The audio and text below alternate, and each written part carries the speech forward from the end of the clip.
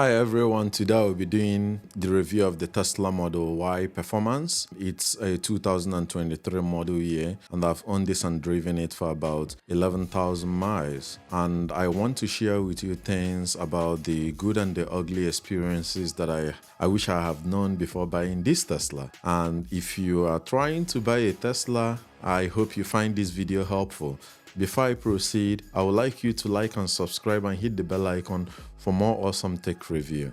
So let's get started. I will be starting up with the buying process. This is not done in any traditional way, in the sense that whenever you want to buy a car, you go to dealership, you test drive the car and then spend a few hours negotiating on the price. No. This is not how it's done here. In Tesla, it's actually much simpler. Tesla has made the buying process just like similar to the iPhone. So you go to the Tesla website, you figure out what color that you want to get, you figure out the interior color that you want to get, which is always going to be black and white, or until they add some other colors for the interior. And then there are no so many options, like I have highlighted, and then you order the Tesla. And this way, you don't worry about paying a dealer markup. So Tesla is just directly selling it to you, and then what it means is that at the time of purchase, everybody is paying the exact same price, okay? And now,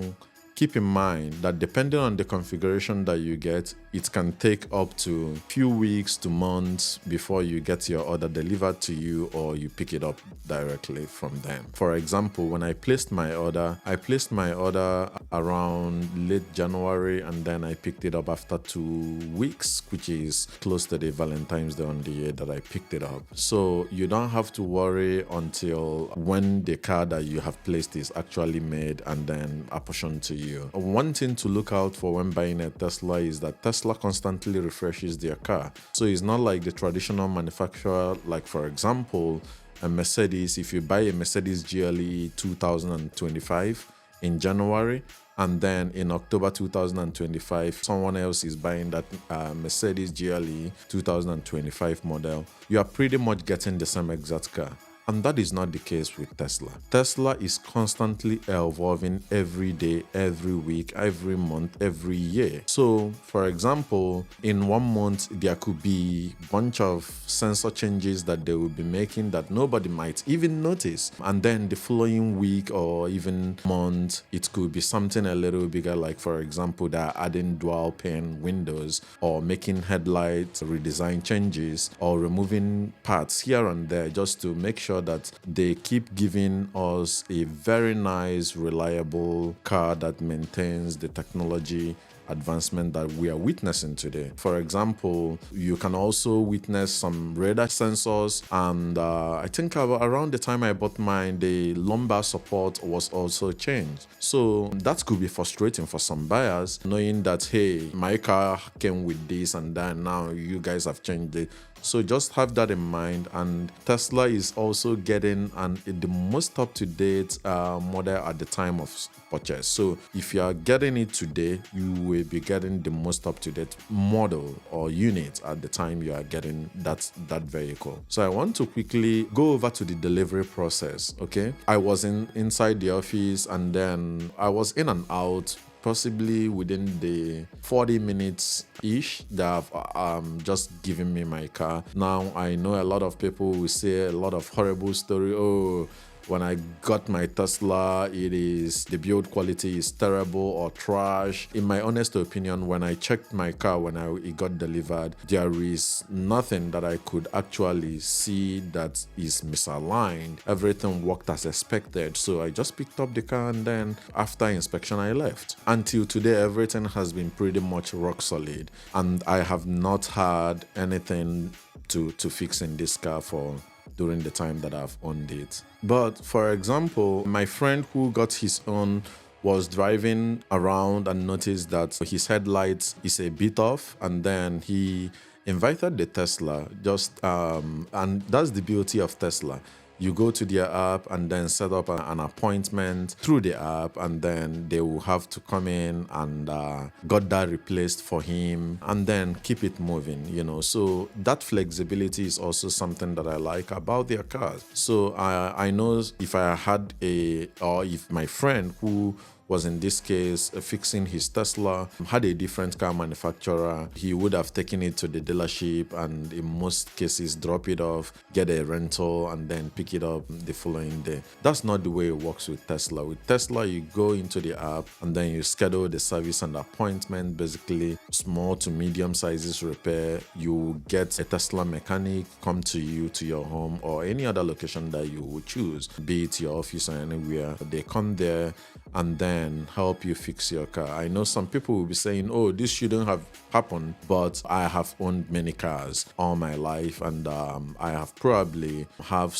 even some prestigious manufacturers, and I can tell you that within the first year, there is always something that you have to fix. So it's the same with Tesla. But for mine, I have never experienced any issue at all. The only scheduling that I've done in my Tesla app was to schedule for tire rotation, which is normal thing with the car. So now let's go ahead and talk about the driving experience. The transition between going from a gas-powered vehicle, which we also refer to as ICE vehicles, to an electric one is just that the biggest change that you will ever notice while driving an electric car. And then one of the most significant change is what we call the one pedal driving. And then what you get with that is that you get used to driving this way. For example, like if you're driving a Tesla and you're accelerating, once you take off your leg from the accelerator, the car starts slowing down. So you don't even need to use your brakes for it to slow down. And now what that does is it gives what we call regenerative braking. And the benefit of that is essentially that you are recharging your battery when this is happening. Whenever you remove your leg from the accelerator, the car slows down. It regenerates some power back to the battery, which means that if you're going on a longer range, you will probably be charging it as you slow down and remove your legs from it. And another benefit to this also is that you use your brakes less. So I have gone actually a lot of times, weeks or months, driving my Tesla, and sometimes I never use my brakes again. You get used to this while driving it, and that's one thing I like about driving it. I know in some cases or in the ICE car, some people have enjoyed the coasting, that whenever you take off your car, the car coasts and then you use the accelerator again to pick it up. But Tesla does not do that. Whenever you remove your leg from the accelerator, it's slowing down due to the regenerative braking. Another thing about the driving experience of owning an electric car, and particularly a Tesla, is that you don't really need to worry about maintenance at all. And what I mean by this is, for example, there are no oil changes and there are no air filter changes that you will have to replace at some point in the long term. And there are no timing belts that you need for your transmission, and no spark plugs, and all these things, the combination of all these things in ICE vehicle can hit the price a little more high for you to maintain. And sometimes you have to also work on the engine, which is obviously a high cost maintenance. That's very different from an electric car. I just want you to have in mind one of the things that I've enjoyed is that I don't have to maintain this car as a result of it being electric. It eliminates all the combustion engine related maintenance because, hey, it's electric. You just plug it in and it charges. Another thing that I enjoy about the driving experience is the instant torque. This car is very fast. It goes from 0 to 60 miles per second in 3.3 seconds. And to me, that is as fast as a Lamborghini, if not faster. And it never gets old. I got to say this because even at my crappiest day or my bad day, that I just tell you, when you get into this car and you smash the pedal, it just puts a smile on your face. But make sure the police doesn't get you.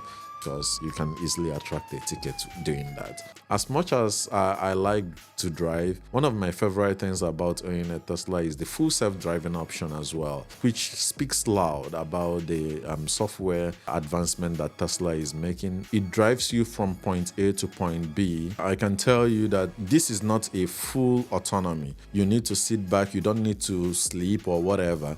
You just relax. The self-driving will do its work and then navigate the streets, but make sure that you have to be at alert so that at any particular time you can be able to take control of this car and then continue to drive as a normal passenger. But just know that the full self-driving is there and it makes the driving a lot easier, and in fact to me is way more advanced than any car that I've driven in terms of the autopilot or whatever. That's it. That's what I would say about that driving experience. So like I said previously, the interior of this Model Y comes with black and white, and then you can either get black, or as I did, I got the white color. I was a bit hesitant at first because I was scared that when I get the white, I do have kids that might stain it or anything might spill on it and might stain it, right? And when it start getting old, it probably comes with wear and tear, and I was thinking that this is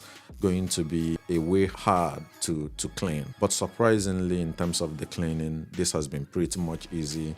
The only thing you need to do is to have your wipes or a wet cloth, and then you spray it with something like this that I use, lens cleaner or whatever. Soak it up and then you use it to do the clean, and it will clean up all the dirt. So if I'm to do this over again, I will simply get the white seat again without even thinking twice. I've enjoyed it. It's pretty much easier to clean. Since we are discussing the interior now, the interior of the Model Y, as you can basically see, is a very minimalist design, and as you can see, there is no physical buttons. So that is one of the most adjustment that you will have to do when getting a Tesla. What you would have done is, for example, if you want to open the glove box, you will either go in and navigate through the screen and then hit the glove box to open. And then you can also set up a password for that glove box so that when you want to open it, it will ask you for the password, and then if you put the right password, the glove box will open. The same thing if you want to drive the car, if you set your password, it adds an additional layer of security to the car, and then when you hit the brake, it will ask you for your password. If you enter the right password, you can then be able to put the car into the reverse or drive, and then drive off with the car.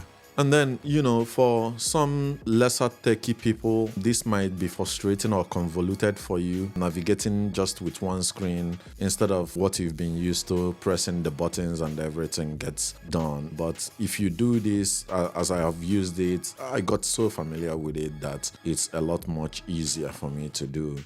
And sometimes the option of the voice command also helps you to be able to do those things quicker. For example, you hit the voice command, open the glove box, it will trigger it. If you have a password, it will bring up the password. Once you enter it, the glove box will pop up. And these many complaints that the less techie people have had can also be fixed over the software. And honestly, there is no where a Tesla vehicle really shines other than the over-the-air software. My car, when I got it, I tell you, that this car is now significantly improved from the time of purchase till this time that I'm owning it, right after close to 2 years right now. So it is an experience that I have actually cherished. Every now and then Tesla will give you an over-the-air software, and you do that, and then you get an additional features to your car and get some of the complaints that users have actually given to them implemented through software updates. Another adjustment or something that needs for you to know in your driving experience is that you have to have the charger as opposed to filling this car up with gas, and which, by the way, there are a lot of pros and some cons to that, right? And I will tell you what my experience have been so far. So Tesla claims that the performance Model Y can give you up to 300 miles if you go to their website, as you can see, but from from my own personal experience, I've taken this car on road trips from Atlanta to New Orleans and sometimes from Atlanta to Tennessee. I've gone to this city several times from Atlanta, and I'm telling you that when I leave my house 100% charged, because I have my own charger at home, which is also another convenient thing about owning a Tesla, an electric vehicle.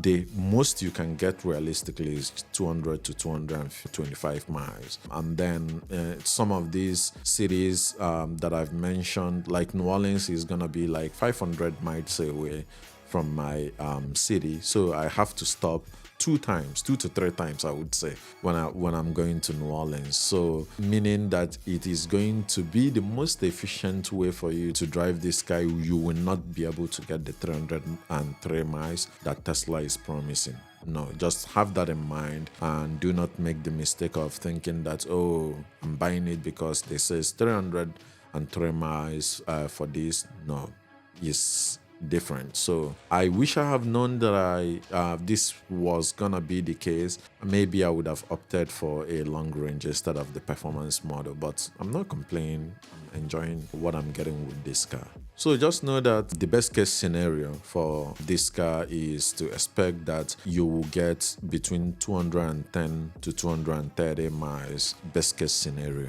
Another thing to bear in mind is that since this is a battery powered car, because electric cars are battery powered cars, so you will notice at some point the battery degradation, which by the way is completely normal. In your smartphone, if you have it for a year to 2 to 3 years, the battery does not hold up like it did when you first bought it. That is exactly what happens with the Tesla as well. So as an electric car, you have the battery over time reduces. Like for example, again, when I bought my car, like I said, it's 303 miles full charge, but right now when I do the full charge, I get about 287 miles, which is completely normal. And then it's about, I would say about 15 miles less or something than what it promised. But I mean, hey, I don't care. So now for me, it's not a big deal because most of my driving is actually locally when I'm doing this car. And usually I drive between 200 miles within the city every week. So which means whenever I arrive my home and my battery is low, I just put in the charger and then keep it moving. So for people who are doing long commutes, you have to keep it in mind that if you are doing it, you will have to spend between 20 minutes or so to get this car fully charged. Usually what I do is when I put it in, I go ease myself, stretch my legs and walk around. Before you know it, 15 to 20 minutes, my car is ready and I'm moving. And you can also track the progress of the charging on your phone through the Tesla app, which has been significantly helpful. And that way you don't attract any additional charge for the car fully charged and sitting idle while the charger is plugged in. Another thing that I like about this car is how Tesla has completely built a supercharging station across the United States that in anywhere you find yourself, I believe within 15 to 20 miles radius, you will find a supercharging station that helps make it very convenient for Tesla users to charge their cars. Another perk that I've noticed owning a Tesla is when you drive this electric or owning an electric car for that matter is when you go to a hotel or a mall, for example, in the most cases, those places can offer you free charging. I told you guys I like to go to New Orleans or Tennessee, or sometimes I just go down Alabama or somewhere. And imagine having 20 to 30% battery and telling the valet guy, hey, can you please charge my car? And they do charge it for you for free without any additional cost. And then whenever I need, my car is coming to me back basically fully charged. Now, picture this for a second. Imagine driving an internal combustion engine car and you go to the valet and tell the valet guy, hey, boss, can you top this up for me with gas? That will never happen. It will never happen. But I find it extremely convenient that I can go to some places and then enjoy the convenience of owning an electric car where the valet guy will help you to top it up. So personally, my experience, there really has not been anything to complain too much about this car. And in fact, I have enjoyed this car. Another thing that I want to talk about is the trunk. This trunk is a hatchback. Yes, a hatchback. So when you open it up, there is, even though the car looks a little small, there is a ton of room, and then there are also rooms for you to put in some stuff even beneath the normal surface of the trunk. Like you can see, pull it up, there is more space in the front for you to put in your stuff. It's been an amazing experience owning this. In conclusion, in the year that I've owned this Model Y, my overall experience has been very good, like I've said. And if I had to do this over again, I would definitely buy the Tesla again because of the convenience that I've talked about, the convenience of the charging of the car, and the convenience that the technology of this car it comes with brings to you, and the frequent update that you perform with the car to continue to improve your experience as the customer. But bear in mind, you will not get the exact miles that Tesla is promising. But for me, if you ask me, would I recommend buying a Tesla to anybody? My answer will be 100% yes, without a doubt. Thank you.